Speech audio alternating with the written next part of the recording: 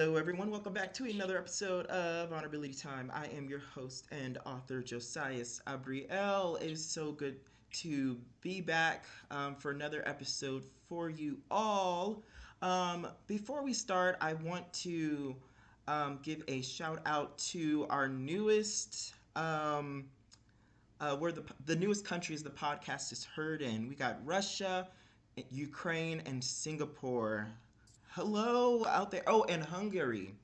Yes, hello, hello, hello. Thank you for the support. Remember to continue to share this podcast because you never know whose life you're going to heal or save by sharing this. Alrighty, so getting into it. Okay, so we have a new guest, Julie. Okay, so let me read a little bit about Julie, everyone. She's a writer, a mother of six, a trauma survivor, and the founder of the Colin James Barth Outreach, a nonprofit dedicated to supporting women led households in times of crisis. So, Julie, hello. Hi, Josiah. It's nice to be here. Thank you for having me. Yes, welcome to Vulnerability Time, Julie. Um, Tell us a little bit more about you before we get into your book. Oh, yes, folks, we're going to get into Julie's book, The Whys, a little bit of, yes, the background, what the motivations were. We're going to get into that. And the book link will be in the episode description below, everyone. So if you would love to check that out, please do. Y'all are very supportive on this podcast, so yes, it'll be in the episode description below. But Julie, tell us a little bit about you. Okay. Like you said, I'm the mother of six. I'm an author. I started a charity. We're still in our infancy. And our aim is to help women who find themselves in positions where, they everything falls on them. It's hard to be a woman in today's society. Um, I have I have a story that's kind of like and then. Originally, I married my high school or my grammar school sweetheart. He was my first kiss, and we had my son first, and moved back to the same hometown that we met in. Things were going along great, and then I became pregnant with my second daughter after a series of miscarriages. So right out the gate, something was up. Like nothing was falling the way it should. She just stopped growing, and we kept going back and forth to doctors, and she was fine, but she just wasn't growing.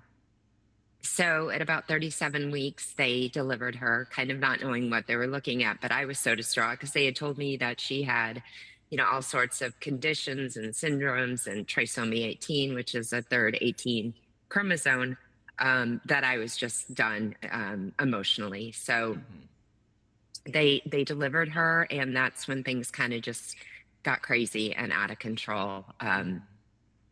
She came along and she was only 3 pounds, and they thought she was 6. So they used the wrong size tube and messed up her throat. Um, and that led to a series of different surgeries. Probably about, I think at that point we were about 46 surgeries in, just to try and get her to a point. She was still tiny, she was only like 8 pounds at her first birth date, which is about, for someone who doesn't know how to get, it's about a third the size of what a normal child at, and I put normal in quotations. Mm-hmm.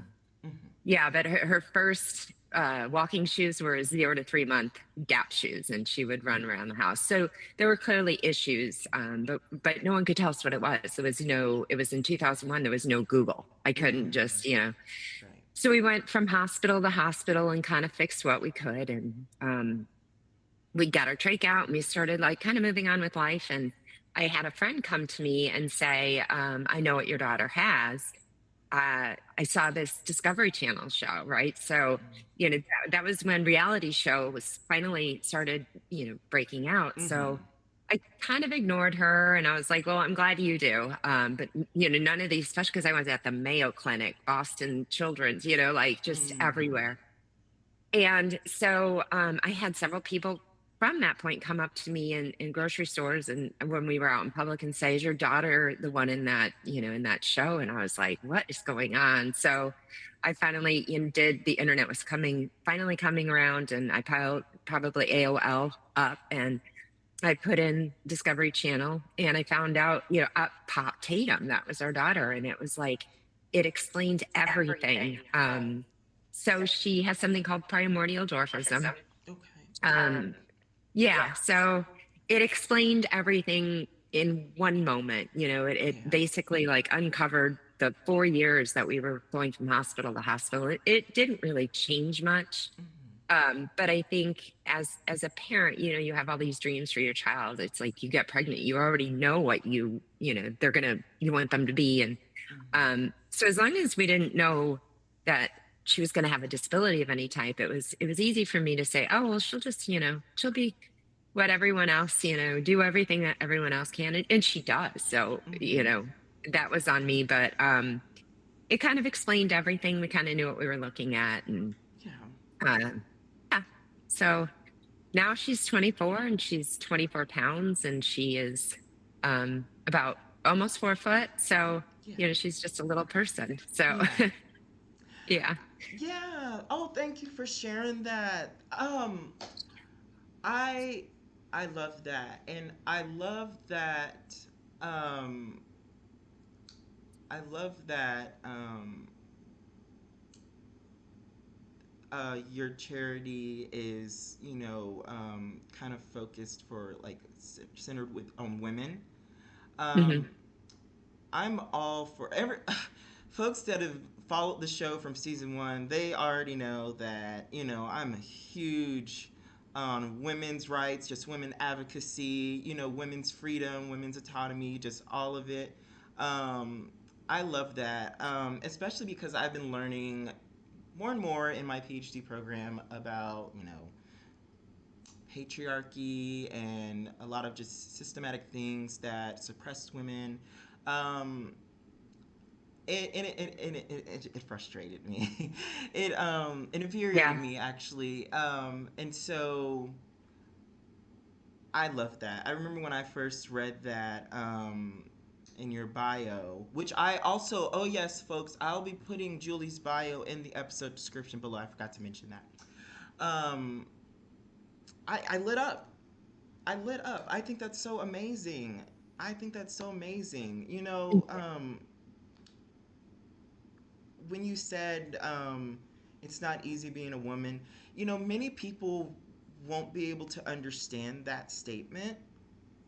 Um, but I know a lot of like women and a lot of people maybe who were like close to the mothers and seeing or their sisters or good friends and seeing how society can treat women sometimes, they'll be able to understand that. But I do know that not everyone can understand that, and that's kind of like I'm just gonna be quiet. I'm not gonna take it there. I'm not gonna take it there. But Yeah. I will say that there there are communities that won't understand that. But I want to Yeah. encourage people that, when we can't understand something, it's okay, just listen. Just listen. Yeah. Just, Well, believe, yeah, yeah, I believe the think that, person's experiences. Yeah. yeah. And I think, if you had asked me, so as the story goes on, my husband came down with stage 4 pancreatic cancer right as Tatum Mhm. was getting better. Mhm. So, speaking to that, I grew up very privileged. I have a bachelor's degree, a master's degree, and I never felt as if um, anyone was going to hold me down, And I Mhm. used to think when women would complain about, like, I'm not earning as much, there was this thought in the back of my head, well, if you really were working hard enough, you could get ahead. Mhm. Or it just always felt like, people made excuses until I was in a position where I found out that no matter how hard I'd worked, no matter what I did, no matter, I still could not get on top of something. And the harder you work, the more you're penalized for it. Mhm. Um, Mhm. I don't know, who works harder than a mother in the society to protect her children, to keep a household running. And, you find these yourself in these positions through no fault of your own, losing a spouse, being divorced, Mhm. whatever that looks like. Mhm. and it's nearly impossible to be rebuilt. And Mm, I've had to do it 3 times now. And if I can save one woman from the heartache of not knowing where to go, not having resources, not having anything to fall back on, it's the mhm. scariest feeling in the world, and no one should ever feel that way.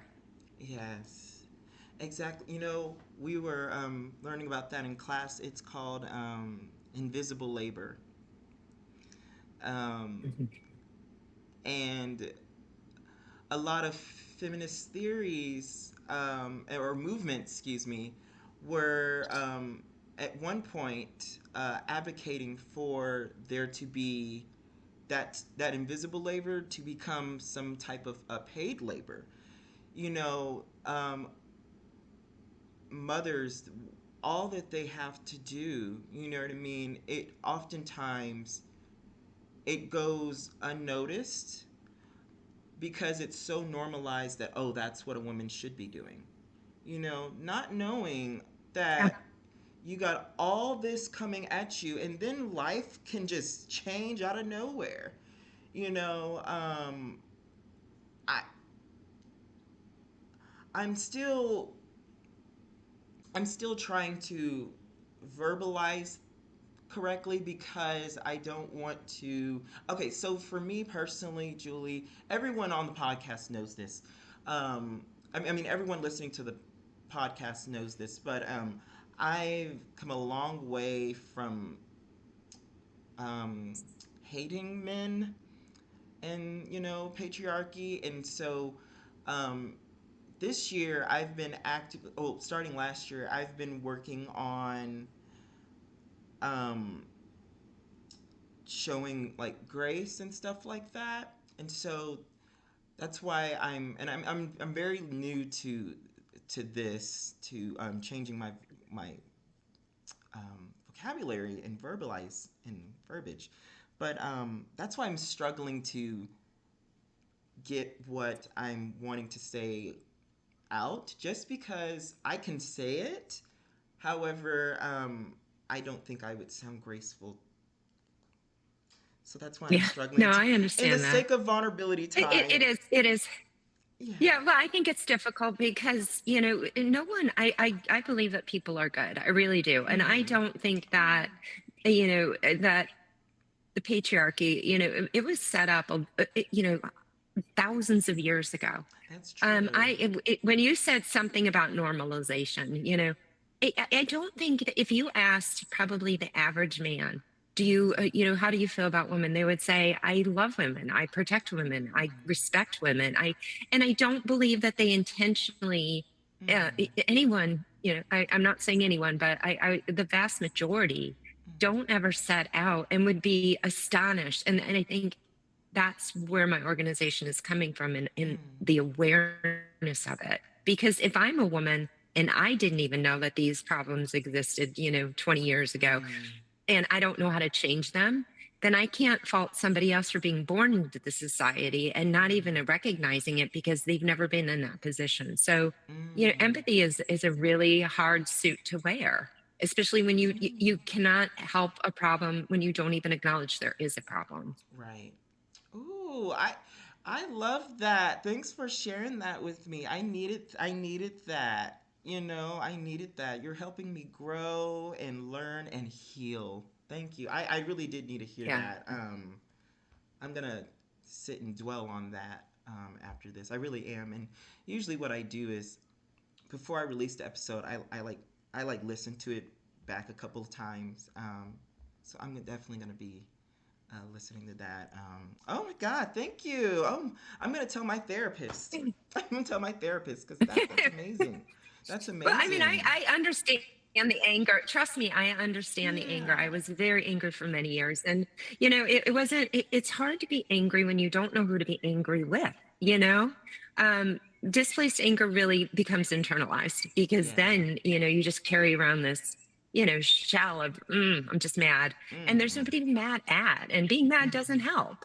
But Mm-hmm. also not acting on it or acknowledging it, that doesn't help either. So, Right. I admire the fact that you are acknowledging it and trying to do something about it, while also trying to understand it. So Yes. that's it. very complex thought, that's going on. And Yeah. so give yourself Oh, some grace for acknowledging it. oh, thank you. Oh, I needed to hear. Oh, thank you, Julie. Thank you so much. Because I've really been, I've really Sure. been trying. I've been in therapy trying, and there's progress.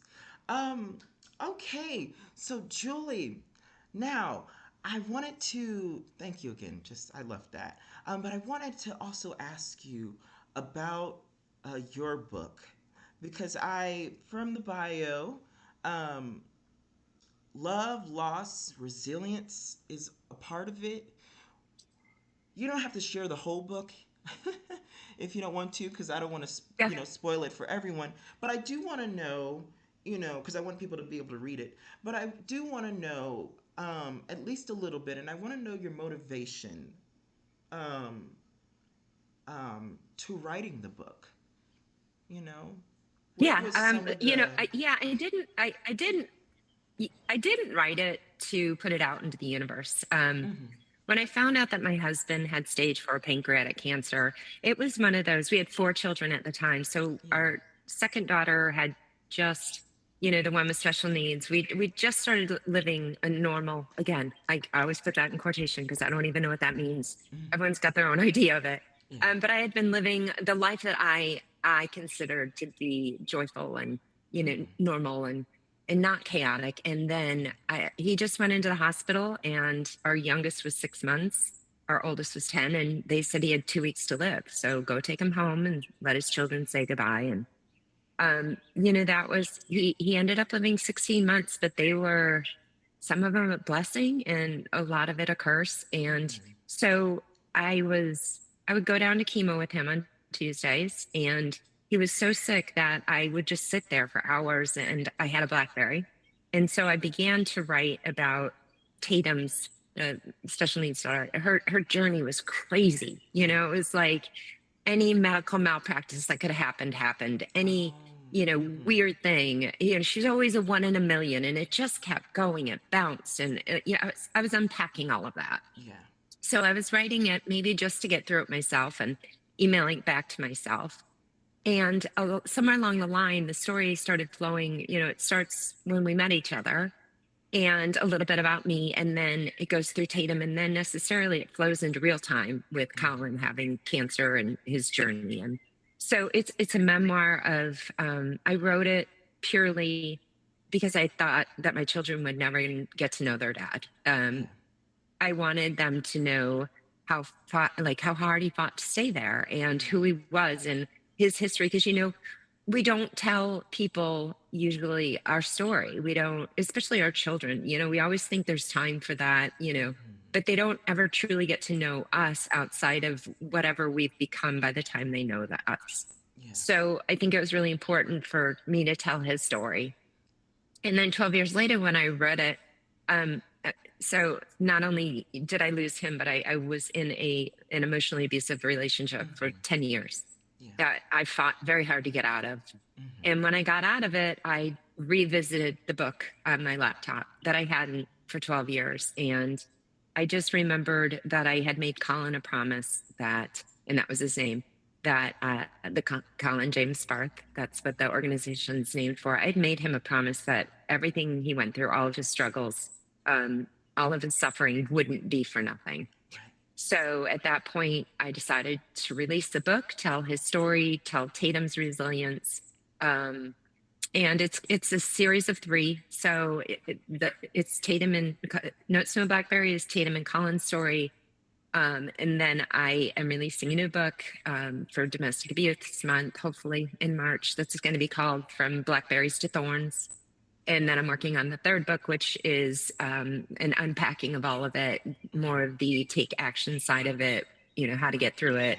Um, yeah, but Notes from a Blackberry is probably where my heart really lies because it tells a story of, I could have lived, I only had very short time with him, but I wouldn't trade that time. I had a love that I could have lived a lifetime never having. So, Yes.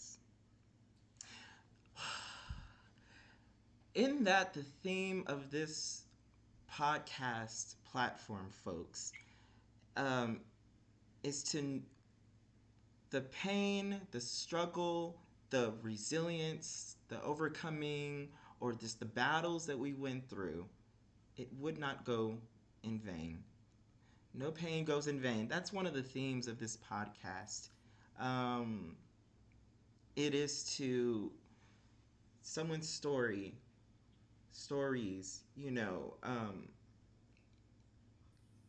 it just won't just sit. It will also can be used to um, help heal or encourage someone else. You know,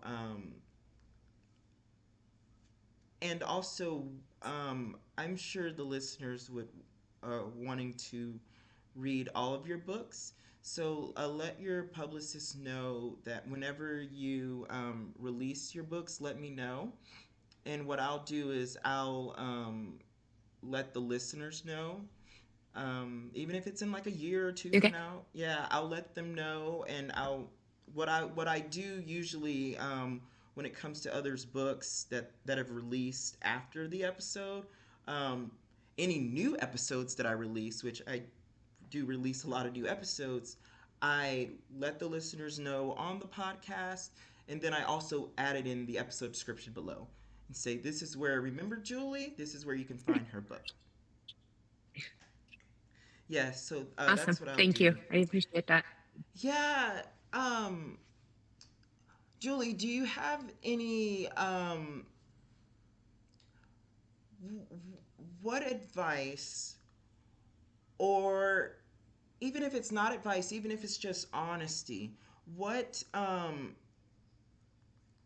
for someone who is going through, a loved one randomly getting sick, that's a huge life changer. Sickness can be a huge life changer, and it can come out of nowhere sometimes. Um, what what can you say to them who are going through that right now? Any I advice think or? that, when yeah. Yeah, when you go through a situation like that, it can feel so isolating. Just because it's like the world continues to spin, but yours doesn't. And you're so immersed in it. And then, people kind of shy away from you because they don't know what to say. And the more they shy away from you, the more you push away because you feel like nobody cares. Mhm. And then the few times when they do kind of check in, you think, well, I'm not going to tell them all my misery because they don't want to hear it. And they think, oh, I'm not going to tell them how great my life is because I don't want them to feel bad. So then you're on the phone with them and nobody has anything to say. Yeah. I think one of the, yeah. And then it feels like, oh, they don't understand, they don't care. And you just, that, I think one of, when I first started releasing my book and people were reading it, I didn't get this, but a lot of people said to me, I had no idea. Or, the one thing that I took away from your book is truly the loneliness that you felt throughout all of this. And it was the first time that I acknowledged that I was lonely. And I think a lot of it, I'm not taking blame because nobody's to blame. But I think had I not pulled away so much, assumed people didn't want to hear, hid a lot of my pain just because I wanted to appear strong and I can do this. And, I, I, I don't think it's a woman thing, but I think that a lot of it does because you have these kids that are looking to you and you have to brush everything off and Hmm. hide your feelings. And you just, Yeah. Be super I mom. think yeah, and I think that it's important to recognize that you're not super mom. Right. You're not a superhero. You are, but you shouldn't have to be. Right. And humans are meant to support other humans. Like that's who we are. Yeah. And if you ask for help, people will want to help you. Hmm. If you Yeah. say to someone, "Hey, I want to hear your good stories. Like they make me feel good. Please don't stop telling me, it doesn't make me feel bad to know that you're experiencing good and to know that they get that you're complaining and they understand it and they want to hear it. You're not everyone, but those friends of yours that you have, continue to lean on them. Don't break away from them. Don't push them away. Make a special point to have you time to connect to others, because otherwise you lose all those connections. And then when it's all over, it's like you don't even know how to pick them back up again because it's been so long and feelings are hurt and you feel like everyone's moved on and they haven't. They're still there. That's beautiful. I'm in a little teary eyed. That's okay. Give me a second. Yeah. It's a sad yet Oh, still, I think that it's beautiful. I think honesty and vulnerability is so beautiful cuz like what you said, that was so honest, and like someone who's listening now, could be experiencing a similar situation 3 years from now and not even, know it right now. And people can feel that way.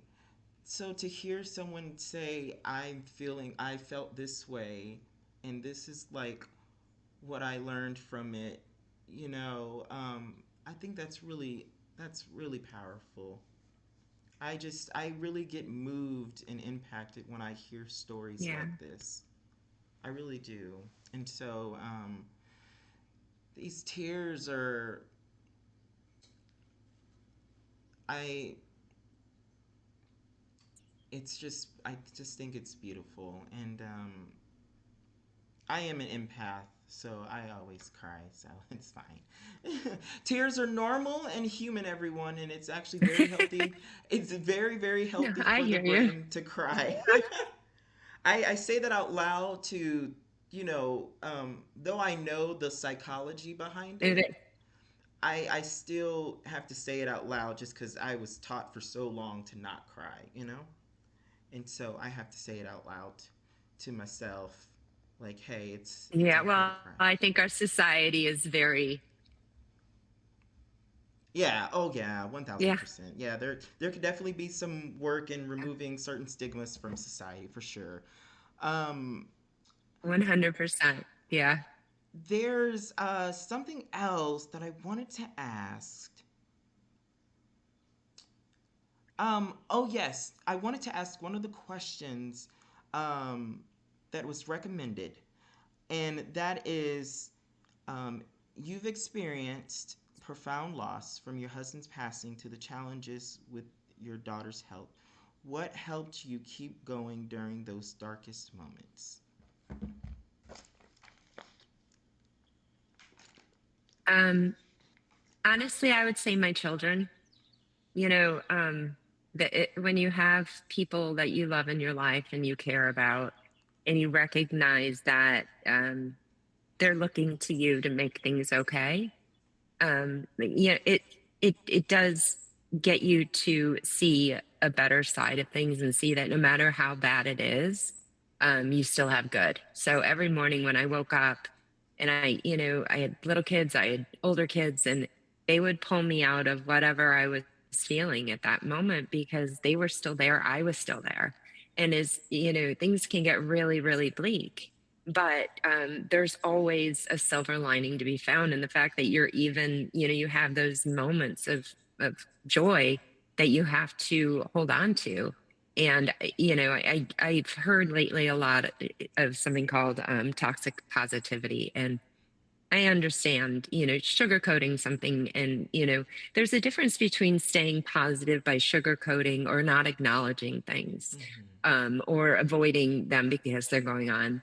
Mm-hmm. I believe that positivity is more about seeing and acknowledging that bad things are going on, but choosing to put your energy and focus into the things you can change, Mm-hmm. and ignoring, not ignoring, but downplaying or maybe putting on the back burner the things that you can't do anything about. Because if you can't do anything about them, don't let them rob your energy. Pour that energy, find the control that you can have in a situation, and try to turn it into a positive experience, not positivity per se, but finding the positive aspect of it to focus on and Mm-hmm. throw energy behind.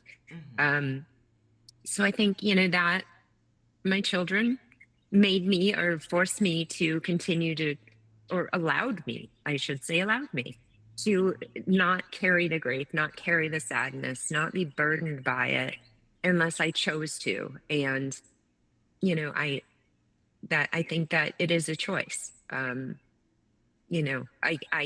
feel, I wish that that kind of resilience was innate in everyone, because I Mm-hmm. can honestly say I've been very blessed. I didn't even know I had it. People say stuff like that to me, like how you're resilient, you're how do you and it comes so naturally that I don't know, I just do. And if lessons can be taught in that, I think I would take them too, because I'm seeing that. But sure, everybody gets down. But what a great way to live life. If everyone could have more of that, I think we'd all be less judgy, we'd all be less angry, we'd all be less frustrated. And our communication with other people would be so much more positive. Mm. Yeah, wow, that's a great perspective. Nice. Okay.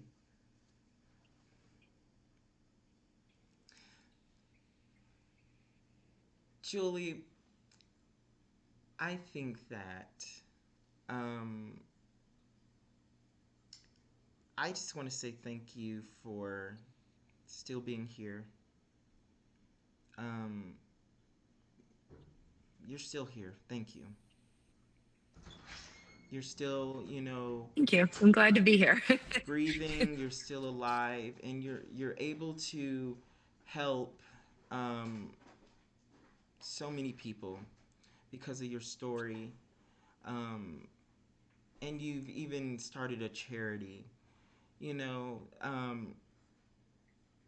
Julie, this episode is recorded today at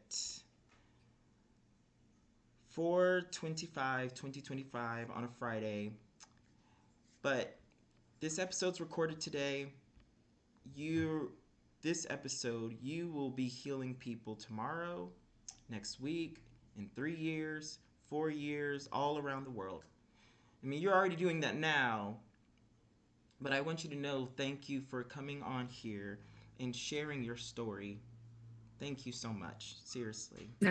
I hope so. You just never know who needs to hear it and how badly they need to hear it. And so, thank you for being vulnerable and honest. Um, I really do appreciate it. I'm sure we all do appreciate it. Um, before we go, Thank you for Julie, having me. I appreciate it. And every time I go through, um, before we wrap up, two things. Julie, is there anything else that you wanted to share? Any last minute thoughts, comments, anything?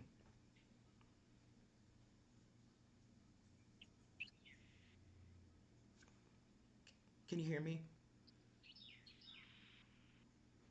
Uh oh. I think there's a technical glitch. Julie, can you hear me? Can you hear well, I wanted to thank you for having me? Oh, me on. I can. Can you hear me? yes, I can hear you now. Yeah. Can you hear me? Or no? I can hear you. Yeah. Okay. Yes, I I can can hear hear you. you, but I'm not sure you can hear me. I can hear you. I can You hear you. can't hear me? No, I can. I Oh, okay. Sorry. Um, well, I want to thank you because every time I have somebody questions me, or you can hear me now? can. Yes. Okay. I wanted to thank you. Yeah. Um, okay. I. I just, It's lagging. you talk about healing, and every time that I'm allowed to speak about, my experience, it heals me too. So I thank you for having me on. I really appreciate it. Awesome. Yes. Okay, and everyone. So I just want to do a quick challenge for you all. Yeah, there's a lag in it. Yeah. Um, everyone, I want you to text or call one person and just let them know that you're grateful for them. Just one person. I dare you to do it now. I will do it as well. Okay, let's do that. Alrighty, and this has been another episode of Vulnerability Time. Stay tuned for whatever next episode will be. Thank you, Julie. Just one.